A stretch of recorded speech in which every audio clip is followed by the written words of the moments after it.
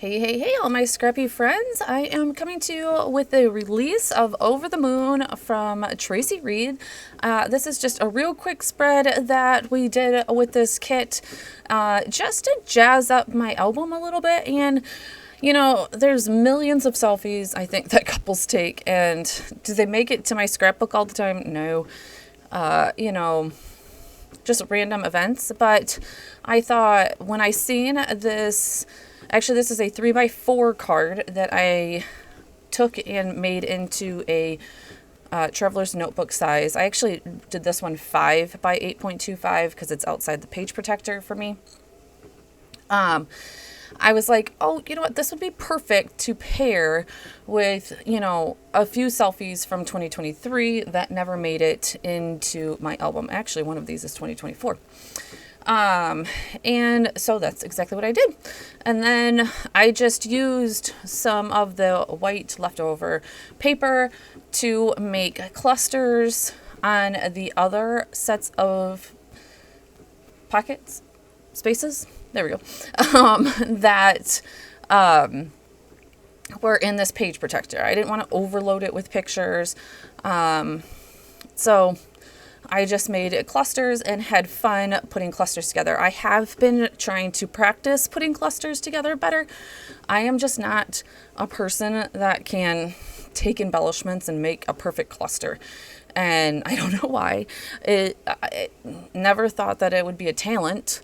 But it clearly, once I started doing this, it is a talent, I feel like. Either, some people can just do it naturally, or some people have to, think about it a little bit more. So, here I am. I'm just going to cut this leftover paper. I always use all of my scraps. So, if I have photo paper left over, I'm definitely saving it to stamp on, or, here, use for background paper. Those type of things to use all of my scraps up. So cutting all of these into little, right under 2x2 squares is what I have come to the conclusion that fits best in these page protectors. There we go. I know, and it's kind of unusual for me to be using page protectors, right? So as you can see, I've printed out tons of embellishments. So I didn't even go on my computer and put these together. That is one way I guess you can do it. Put them all together on the computer to see kind of how they all fit together, and so you're not wasting any. But for me, I really did want to practice just taking physical product and grouping them in clusters.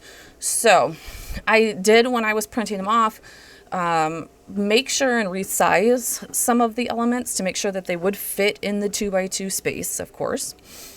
And then I kind of just used, when I'm going through this, I kind of just obviously try and not think too much. That's one of the things that I have told myself going into December daily and now into 2024, quit trying to overthink it. I'm definitely an overthinker, and I think that does it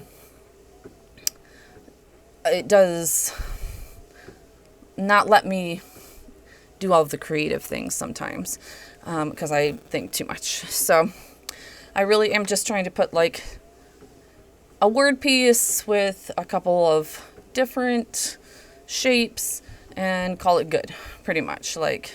You see me, I'm really just trying to pick up 2-3 things, put them down, and move on to the next thing, because like I said, I was really trying hard not to think about it. So, but that is the one thing that you just want to kind of do is in the computer, before you do print out the digitals, just make sure that everything does actually fit in the 2x2 space.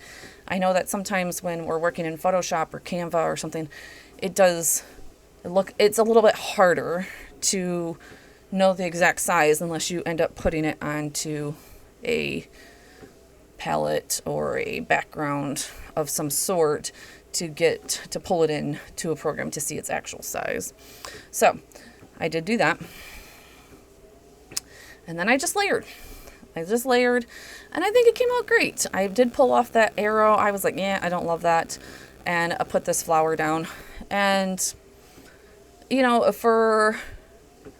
didn't want to overcomplicate the spread. Because I didn't want to get bogged down and not... I don't know how I'm going to say it. But, like, I didn't want to get bogged down and...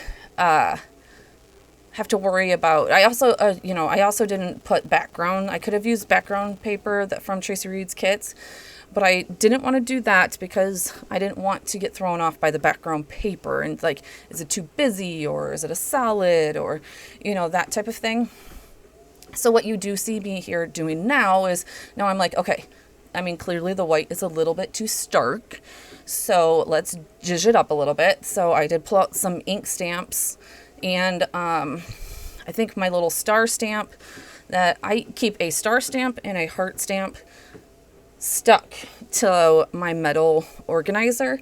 I never put it away because I use those two stamps all the time as embellishments, and you can see it right there. And I used linen by Close to My Heart, and it's a very light gray. I love it.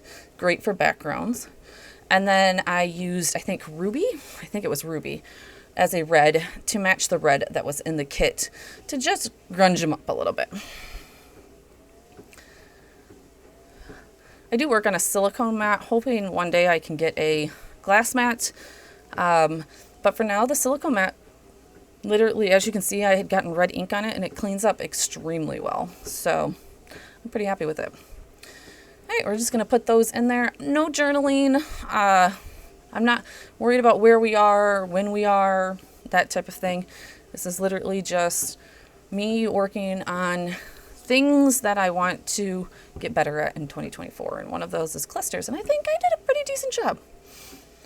You know, and I didn't... The one thing is, like, I would always get the job done, but it would take me an hour to fish through a million different embellishments to get that perfect embellishment. And we just can't be wasting that type of time on one project, right? All right, so there it is. Like I said, this was a 3x4 card that I expanded to 5 by 8.25. And then in Photoshop, I just extended the background because obviously it didn't reach all the way. I also thought that this needed a little bit of something, so I grabbed a bigger ink blotch type thing and then used that gray because I knew that gray would just be like a tone on tone almost to grunge this up just a little bit, create a little bit more, and then used the red hearts to kind of add to that swatch, flower swatch, is that what it's called? Flower swag. No, flower swag. There we go. And, you know, just put a few more hearts in there. So, all right, guys, don't forget to head on over to Tracy Reed's. You can get this kit 40% off, I think, until the 7th. So head on over there. It is a great Valentine's Day kit. I have tons more. I have cards, and the creative team also has a ton more that you can go check out. I will link over to Tracy Reed's blog in the description. Talk to you guys soon. If you've gotten this far, let's leave a moon emoji in the comments because this kit is over the moon. Talk to you soon.